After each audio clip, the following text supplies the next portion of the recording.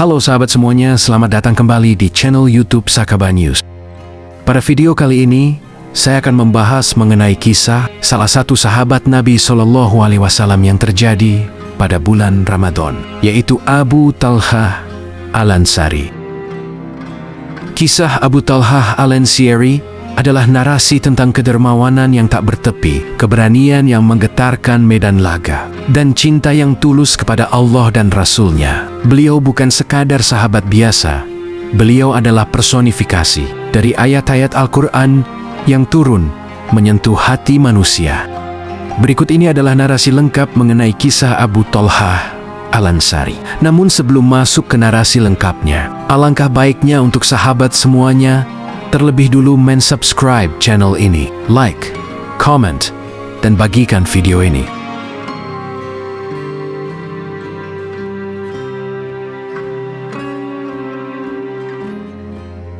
Abu Talhah, yang nama aslinya adalah Zaid bin Sal, tumbuh di Madinah Yatsrib sebagai seorang pemuda yang gagah, kaya, dan memiliki kedudukan tinggi di kaumnya.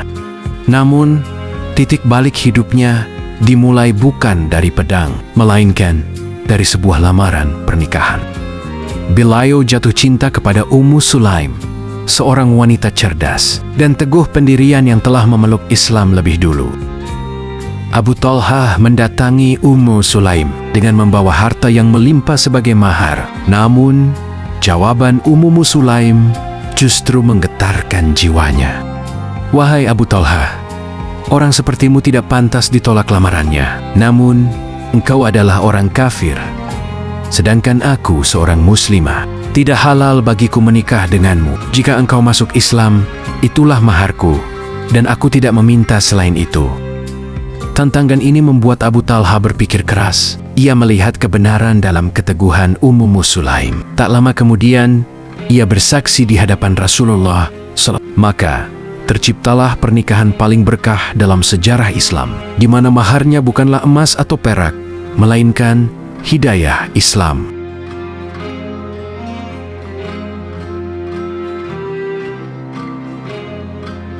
Abu Talhah adalah salah satu orang terkaya di Madinah. Ia memiliki banyak kebun kurma, namun yang paling ia cintai adalah kebun Bairuha. Kebun ini terletak tepat di depan Masjid Nabawi, memiliki sumber air yang sejuk, dan sering dikunjungi Rasulullah SAW untuk beristirahat.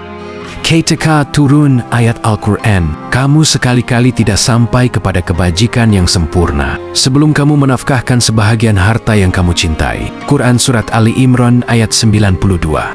Abu Talhah langsung mendatangi Rasulullah dan berkata, "Wahai Rasulullah, harta yang paling aku cintai adalah Bairuha. Hari ini, aku menyedekahkannya karena Allah." Rasulullah sangat terkesan dan bersabda, Bahin, bagus, itu adalah harta yang menguntungkan."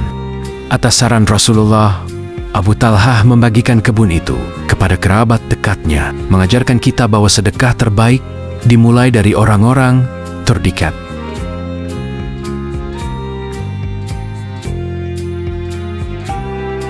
Suatu malam, seorang tamu kelaparan mendatangi Rasulullah. Namun, di rumah beliau tidak ada makanan. Abu Talhah segera menawarkan diri untuk menjamu tamu tersebut.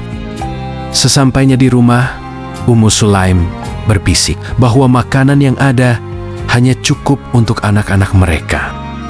Dengan kecerdasan dan iman, Abu Talhah menyuruh istrinya menidurkan anak-anak dan mematikan lampu saat makanan dihidangkan. Di kegelapan, Abu Talhah berpura-pura menggerakkan mulutnya seolah sedang makan, agar sang tamu merasa nyaman. Menghabiskan hidangan yang sedikit itu, keesokan harinya, Rasulullah tersenyum menyambut Abu Talhah dan mengabarkan bahwa Allah Subhanahu wa Ta'ala takjub dengan perbuatan mereka semalam. Peristiwa ini menjadi asbabun nuzul bagi firman Allah tentang kaum Ansyar yang mengutamakan orang lain di atas diri mereka sendiri. Quran Surat Al-Hasyr ayat 9.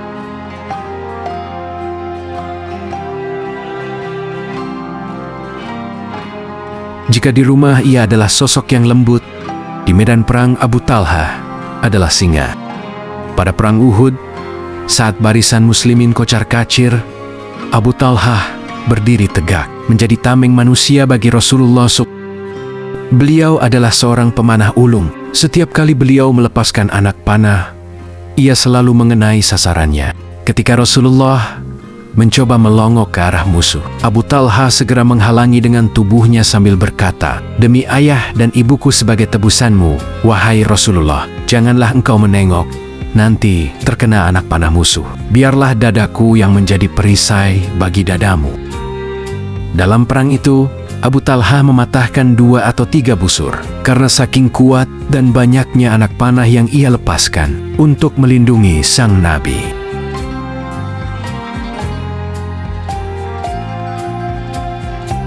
Kisah Abu Talhah tak lengkap tanpa menyebut putra kecilnya, Abu Umair. Suatu ketika, anak itu sakit keras dan meninggal dunia saat Abu Talhah sedang pergi. Ummu Sulaim dengan ketabahan luar biasa melarang keluarganya memberitahu suaminya sebelum ia sendiri yang melakukannya. Malam itu, ia melayani Abu Talhah dengan sangat baik hingga suaminya merasa tenang. Barulah Ummu Sulaim bertanya, "Bagaimana pendapatmu jika seseorang meminjamkan sesuatu, lalu memintanya kembali? Bolehkah sang peminjam menolaknya?" Abu Talhah menjawab, "Tentu tidak." Ummu Sulaim kemudian berkata pelan, "Maka relakanlah anak, karena Allah telah mengambil kembali pinjamannya." Meski sempat kaget, Abu Talhah menerima takdir itu dengan sabar. Rasulullah kemudian mendoakan keberkahan bagi malam mereka, dan dari kesabaran itu, Allah menggantikan mereka dengan anak-anak yang solih dan hafidz Al-Quran.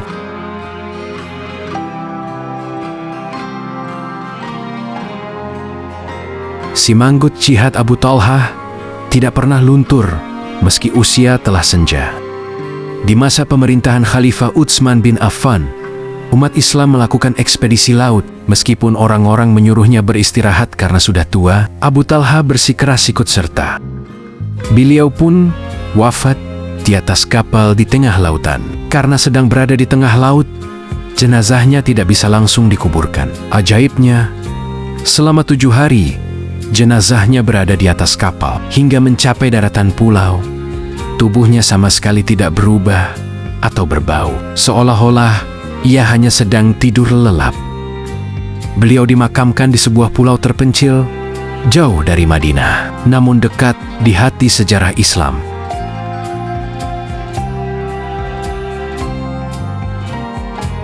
Abu Talhah Al-Ansari adalah bukti nyata bahwa kekayaan tidak menghalangi ketaatan dan usia tidak memadamkan semangat perjuangan. Beliau adalah pencinta yang tulus menjadikan Islam sebagai mahar, dermawan yang ikhlas menyedekahkan kebun terbaiknya, prajurit yang setia menjadi perisai bagi Nabi. Kisah beliau mengajarkan kita bahwa apapun yang kita miliki, harta, tenaga, hingga nyawa, hanyalah titipan yang jika digunakan di jalan Allah akan membawa keabadian.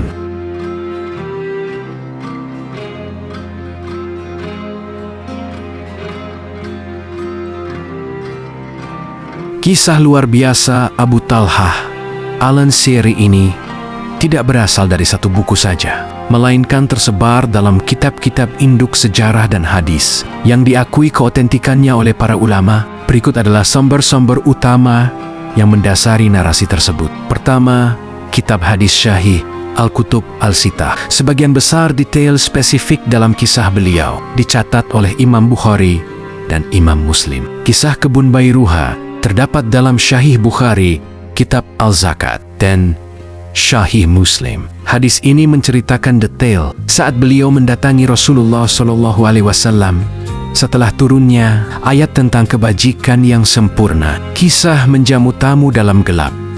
Ini adalah salah satu hadis yang sangat masyhur dalam Syahih Bukhari. Di sana dijelaskan bagaimana Allah Subhanahu wa Ta'ala tertawa atau takjub melihat tindakan Abu Talhah dan Ummu Sulaim, keberanian di perang Uhud. Detail mengenai Abu Talhah yang mematahkan busur panah dan melindungi Nabi Muhammad SAW dicatat secara rinci dalam bab-bab jihad di kitab-kitab hadis primer. Kedua, kitab biografi sahabat Syiar Alam Al-Nubala, karya monumental Imam Az-Zahabi ini adalah rujukan utama untuk memahami karakter dan perjalanan hidup Abu Talhah secara kronologis. Di sini dijelaskan mengenai kepribadiannya sebagai salah satu dari 12 utusan dalam Baiat Aqobah. Kisah kewafatannya di atas kapal saat melakukan ekspedisi laut di masa Khalifah Utsman bin Affan. Ketiga, Al-Istiebe fi Marifat Al-Ashab, ditulis oleh Ibnu Abdil Bar. Kitab ini memberikan data teknis mengenai nasab garis keturunan, pernikahan beliau dengan Ummu Sulaim, dan bagaimana mahar keislamannya menjadi mahar paling mulia yang pernah tercatat. Keempat, Al-Isyabah fi Tamyiz Al-Syahabah. Karya Ibnu Hajar Al-Asqalani ini memverifikasi berbagai riwayat mengenai peran Abu Talhah dalam berbagai peperangan, Badar, Uhud, Khandak, dan hubungannya yang sangat dekat dengan Anas bin Malik, anak tirinya yang menjadi pelayan Nabi. Kelima, Sirah Nabawiyah, Ibnu Ishaq, dan Ibnu Hisham. Dalam catatan sejarah perjalanan hidup Nabi Sirah, nama Abu Talhah muncul sebagai tokoh kunci dari kaum Ansyar yang menjamin keamanan Nabi saat hijrah ke Madinah.